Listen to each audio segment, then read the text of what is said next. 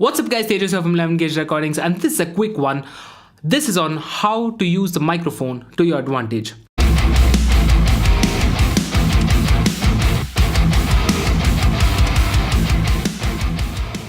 So here's the thing, microphones pick up sounds in different patterns. So the most commonly used or commonly found microphone that you'd have seen like an SM57 or an SM58 or even an SM7B, all of these dynamic mics are usually a cardioid pattern. As the name suggests, cardioid, heart-shaped, so it usually picks up sound from the front of the microphone in a heart-shaped pattern. Outside that pattern, it doesn't pick up very well. So you have to place the source that you're trying to record within that pattern. So that's when the microphone picks up that source in the most efficient manner. Now, if you go to the sides or the rear of the mic, it won't pick up the source in the right manner, and it'll be really quiet, and that's not what you want.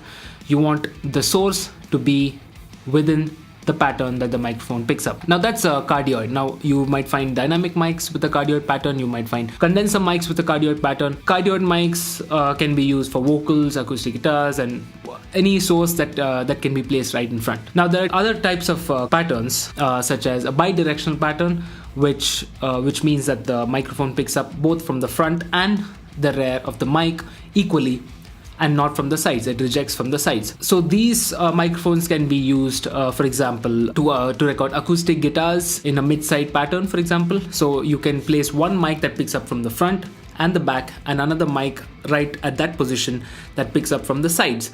So you're picking up both the room and the direct acoustic guitar tone itself. So you're getting a stereo image of the recording. Another really cool application of the bidirectional mic is for kind of like an interview setting. So if I'm the interviewer and there's an interviewee, you can place a bidirectional mic right in the center and it will pick up both the sides equally. So that's another cool way to use a bidirectional mic. Another kind of mic is the omnidirectional mics, and omnidirectional mics pick up sound from all around the mic equally. So basically a 360-degree pattern, and this can be used for room mics, for example, because room mics need to pick up the entire ambience of the room. So you might use it for that kind of a purpose. You can also use the omnidirectional mic to record, say, backing vocals. So you can place a mic right in the center, and a group of vocalists could stand around the mic. So the mic will pick up all vocalists equally. So that's another way of using an omnidirectional mic. There are a lot more different types and patterns that microphones pick up, like hypercardioid, supercardioid.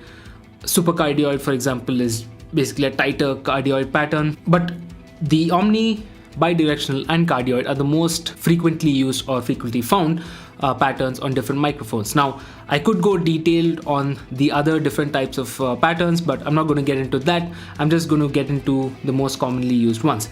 Now, in the next part of the video, I'll take you through examples of how the directionality of a mic works, and if I move anywhere outside that pattern, it won't pick up the sound in the right manner. And I can also show you through my Rode NT2A the other patterns like bidirectional and omnidirectional, and how changing those patterns, you can use those patterns to your advantage to record different types of instruments or different types of sources. So let's go to the next video, and I'll see you there. Cool. So as you can see, guys, I've set up the Rode NT2A on the cardioid pattern here. Let me show you guys. So usually the patterns can be set right over here. So I've set it at the cardioid pattern right now, and I'll show you how the cardioid pattern works on a microphone like this. I'll also switch the polar patterns right here and show you the bidirectionality and the omnidirectionality of the mics. So let's listen to some examples now. What's up, guys? So now I'm going to record my voice on the Rode NT2A, and I'll show you how much the tone changes as I move closer and away from the mic. So right now it's set at the cardioid shape. So basically it's picking up this pattern. So as soon as I move away from this pattern, it kind of drops in level and the tone changes and all of that. So, and the closer you move to the mic, the more low end you get. That's called proximity effect of a mic. So let's start with right in front of the mic, and I'll move around. So here goes. Check, check, check. 1, 2, check, check. Hey, hey, hey. So you get a lot of low end from here. And as I move away from the mic, you'll see the low end reduces and there's a massive drop in level also. Check, check, check. 1, 2, check, check. Hey, hey, check. 1, 2, check, check, check. Hey, hey, hey. Check. 1, 2. I'm back to the middle. Check, check. And the closer I get to the mic, the more low end I get. Check, check, check, check. Hey, hey, hey, hey, hey. Check. 1, 2. Check, check. Hey, hey. Now I'll move to the rear of the mic. Check, check, check, check. Hey, hey, hey. Check. 1, 2. Check, check, check.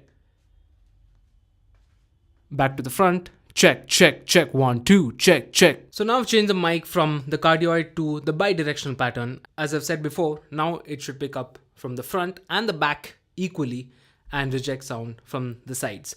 So let's check it out right now. Check, check, check. Hey, hey, hey. Hey, hey, hey. Check. 1, 2. Check. 1, 2. Check, check, check.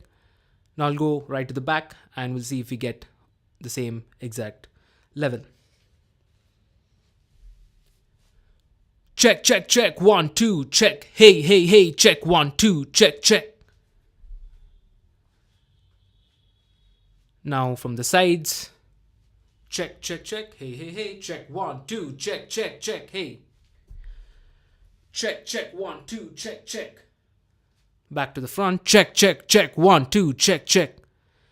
So that's showing you the bidirectionality of the mic. Alright, now I'm setting my mic to the Omni setting.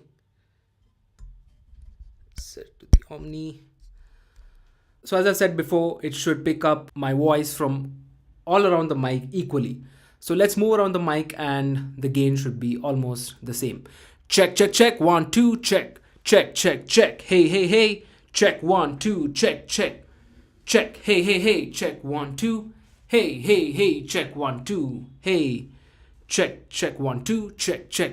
The level did not reduce drastically. I mean, I did not go perfectly around the mic at the same distance, but you can see there's no massive level drop. So that's omnidirectionality on the mic. Also, another small bit of advice for you guys: don't cup the mic, during a live performance or even a studio session for that matter. Cupping the mic kind of messes up with the pattern that the mic picks up. So for example, a live performance, if you cup a cardioid mic, say for example an SM58, the SM58 is supposed to pick up in a cardioid pattern, but because you're cupping the mic, it messes up with that pattern and the cardioid pattern almost becomes an omni pattern, because of which it picks up more than what it has to pick up. So not only your voice, but it picks up everything behind the mic too. So it might pick up a bit of the band and a bit of the sound coming from the monitors too. So that's an issue because that will cause feedback at some point. Also, it muffles up the source tone. So your voice might sound a little bit muffled or something like that. So it's not ideal. You're messing up how the microphone is supposed to work. So please do not cup the mic, and that's a small bit of advice I would give you live musicians and studio musicians. Hope you guys like this video. Please leave a comment down below telling me what you think about the video, and leave a like, subscribe to the channel for a lot more videos, and I'll see you in the next video. Cheers guys.